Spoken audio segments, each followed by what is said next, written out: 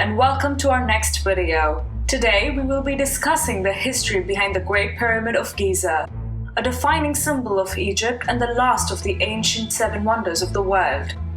The northernmost and oldest pyramid of the group was built for Khufu, the second king of the 4th dynasty, and it is called the Great Pyramid. It is the largest of the three.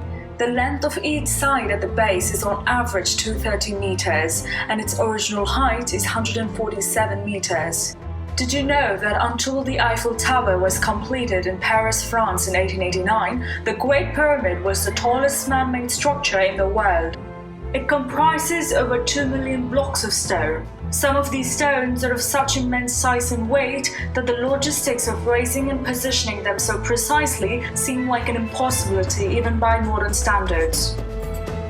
Although many theories persist as to the purpose of the pyramid, the most widely accepted understanding is that it was constructed as a tomb for the king.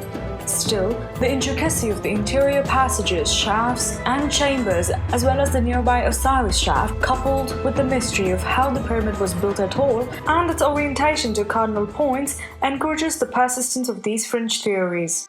King Sneferu tried to improve Imhotep's plans and created an even more impressive monument. He failed on the first attempt, which is the collapsed pyramid at Maiden. Sneferu learned from his mistake, however, and went to work on another. Undeterred, Sneferu built the Red Pyramid, the first true pyramid constructed in Egypt. The kings of the 4th dynasty were often referred to as the pyramid builders. Building a pyramid required enormous resources and the maintenance of a wide array of all kinds of skilled and unskilled workers. These resources were passed from Sneferu upon his death to his son Khufu. Khufu seems to have set to work on building his grand tomb shortly after coming to power, and he chose Giza as the site for his pyramid.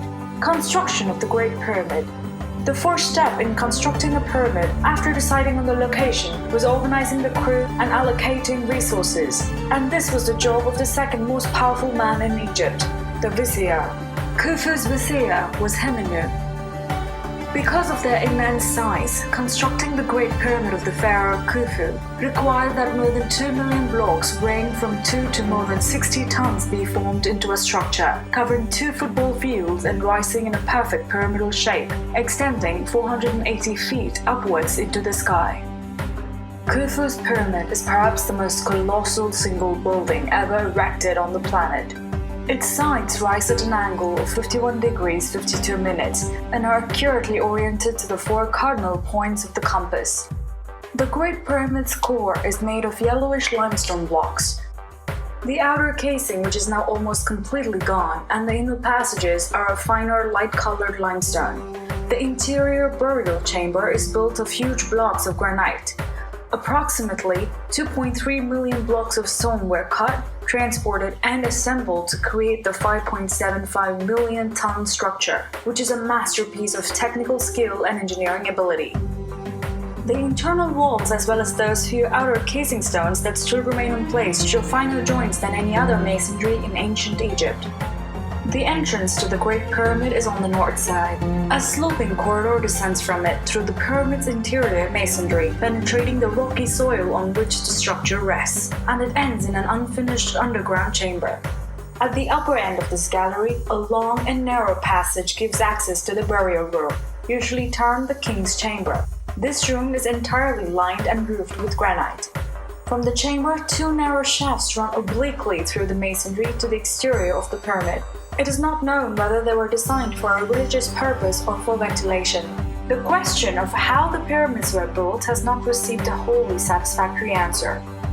The most plausible one is that Egyptians employed a sloping and encircling embankment of brick, earth, and sand, which was increased in height and in length as the pyramid rose. According to the ancient Greek historian Herodotus, the Great Pyramid took 20 years to construct and demanded the labor of 100,000 men. This figure is believable, given the assumption that these men, who were agricultural laborers, worked on the pyramids primarily while there was little work to be done in the fields. By the late 20th century, archaeologists found evidence that a more limited workforce may have occupied the site on a permanent rather than a seasonal basis. To the south of the Great Pyramid, near Khafre's Valley Temple, lies the Great Sphinx. Carved out of limestone, the Sphinx has the facial feature of a man but the body of a recumbent lion. It is approximately 73 meters long and 20 meters high. In 1925, a pit tomb containing the transferred burial equipment of Khufu's mother, Queen Etepheres, was discovered near the upper end of the Causeway of Khufu. At the bottom of a deep stone-filled shaft was the queen's empty sarcophagus, surrounded by furniture and articles of jewelry, attesting the high artistic ability and technical perfection of the 4th dynasty craftsmen. Surrounding the 3 pyramids are extensive fields of flat-topped funerary structures called mastabas. The core mastabas of the 4th dynasty and numerous mastabas from the 5th and 6th dynasties have been found around and among the earliest structures. In the late 1980s and 90s, excavations in the environs of the pyramids revealed laborers' districts that included bakeries, storage areas, workshops, and the small tombs of workers and artisans. Mud ceilings seem to date back to the late 4th dynasty in the workshop areas. The tombs range from simple mud brick domes to more elaborate stone monuments. Hieroglyphic inscriptions on tomb walls occasionally identify the deceased. Thank you for watching this video. Do leave us a comment if you enjoyed it. Don't forget to hit the bell icon if it's your first time with us. We'll see you again with another interesting video.